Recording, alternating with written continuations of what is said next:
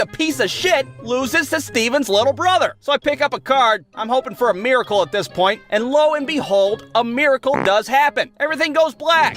I fall over like a sack of potatoes, and I start foaming at the mouth like a wild animal. I'm having what some people would call a seizure. And I didn't even get to have one of the fun seizures. You know, where you're flopping around like a fish. No, I just laid there, half dead, eyes wide open. What a ripoff. Now, Steven and Matt, they see this whole thing, and they think I'm faking it. Oh, come on, I was just about to win. Stop laying there being an asshole. Who the hell knows how long I laid there before my dad finally walked in? Hey, what kind of shit do you guys want on your hot dogs? Whoa, what the hell happened to him? Ooh, I want ketchup. Oh, yeah, we think your son's dead. Now, I don't remember any of this because my brain doesn't work anymore, apparently. The next thing that I did remember is waking up on the couch with everybody staring at me. What the hell? Why is everybody staring at me? What is this, some kind of shitty surprise birthday party? The paramedics bust through the door. They carry me to the ambulance. I'm still completely oblivious to what's going on. You know I can walk, right? I have legs that work. Yeah, but you don't have a fucking brain that works, apparently. So we're at the hospital trying to figure out why my brain suddenly turned into a bowl of mashed potatoes. My mom's absolutely positive that the reason I had a seizure was because all those nights I stayed up playing Nintendo 64. It was that goddamn Poketron Stadium, I know it. But me personally, I know exactly what happened. The thought of me losing to Steven's stupid-ass little brother was so abstract to my brain that it tried to explode itself. That's the only logical reason. So at this point, I have to have an MRI done. And if you've never had an MRI done before, then you don't know what hell on earth is. It's where they slide you into this big tube so they can take pictures of your broken-ass brain. Now, I'm not a claustrophobic person. Or maybe I should say I wasn't a claustrophobic person before the MRI. There's something about being strapped down and put into a giant tube that kind of makes you feel uneasy. I'm never getting out of this thing. I'm gonna die and stay here forever. So I'm a little apprehensive. The nurse comes over and she's like, "It's okay to be nervous. We're gonna put some music through these earbuds to help ease your mind. What kind of music do you like? You guys got any Limp Bizkit? Let me check." Do you know the Muffin Man, the Muffin Man, the Muffin Man? Oh yeah, perfect. As if this couldn't get any worse. So they slide me into this tube of hell, and they're like, "Okay, this machine's a little noisy. Just try to focus on your music." Oh yeah, a little noisy. That's a bit of an understatement, don't you think? So much for the goddamn Muffin Man, I can't hear anything. So there I am, completely stuck in a tube, listening to R2-D2 have loud sex with a garbage disposal. Every now and then the machine would stop. Goddamn Muffin Man would chime back into my ears. Oh, the Muffin Man, So this goes on for 45 minutes, and I'm thinking to myself, wow, I never knew this circle of hell existed. Lucky me. When I finally get out of that thing, I'm like, hey, thanks a bunch, guys, but I think I'd rather have the seizures than do that shit again. So at this point, we had to wait for the doctor to look at the results. And I'm not saying my doctor was stupid, but I'm pretty sure he wasn't all the way there. What the hell is this big blobby thing? That's the brain, doctor. Oh, yeah, all right. Well, that's good, right? I don't know. So there I am, waiting to be diagnosed, hoping I get some answers finally. Oh man, I hope it's not brain AIDS. I bet I got AIDS in the brain, Mom. I should have never listened to that Nickelback CD. Well, I have good news and bad news. The good news is your son has a brain in his head. And the bad news is, what was your question again? Why did he have a seizure? Oh yeah, that's right. We don't really know. So now I have to get an EEG test. And an EEG test is when they glue a bunch of electrodes to your head and they sit you in front of a strobe light. I remember thinking a strobe light, oh my god, they're trying to make me have a seizure now. What a bunch of assholes. Okay, just sit back and relax. We're just gonna shine a few lights in your eyeballs.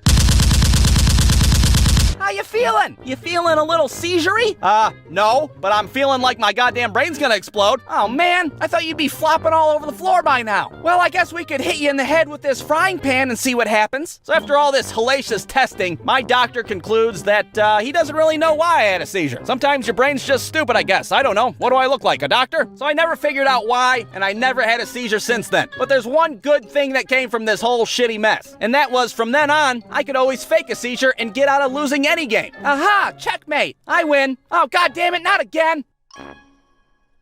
Brewstew.com.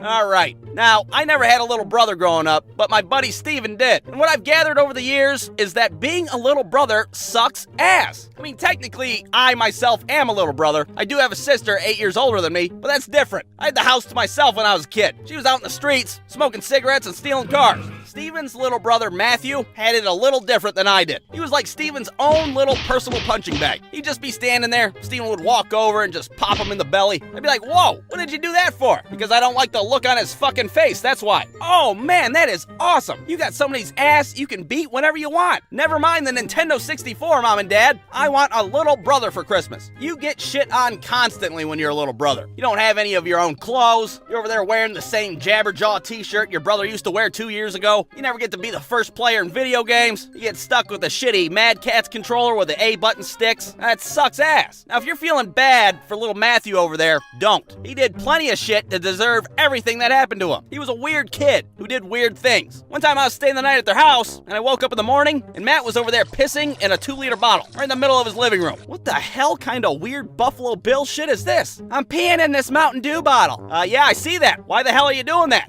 I don't know. The kid had a weird fetish for pissing in places that shouldn't be pissed in. I don't know why, it's just something that he did. One day, we were playing hide and seek, and me and Matt were hiding under his mom's minivan. Well, this looks like a good place to piss now, doesn't it? He just leans over on his side and starts peeing all over the place. Dude, what are you doing? We're playing hide and seek, goddammit. Now, granted, I know this is a damn good hiding spot. If Anne Frank would have hid under this damn minivan, she'd probably still be with us, now wouldn't she? But holy hell, if you gotta pee, go inside and pee. I'm not your pee pal. We're not that far in our friendship for us to be pissing under vans together. So I went inside to tell his mom. I'm like, hey, your son's peeing all willy-nilly underneath your minivan. He's doing what? So since he had his weird pissing habits, we would make sure to get him back when he'd fall asleep. And he was always the first one to fall asleep during sleepovers. He was a real easy target. We'd do the old shaving cream trick. We put his hand in warm water, try to make him piss himself. But of course that never worked because he done pissed everywhere earlier that day. His tank was empty. He'd be passed out in the middle of the floor. We'd hover our ass an inch away from his face, let loose a big old fart point blank.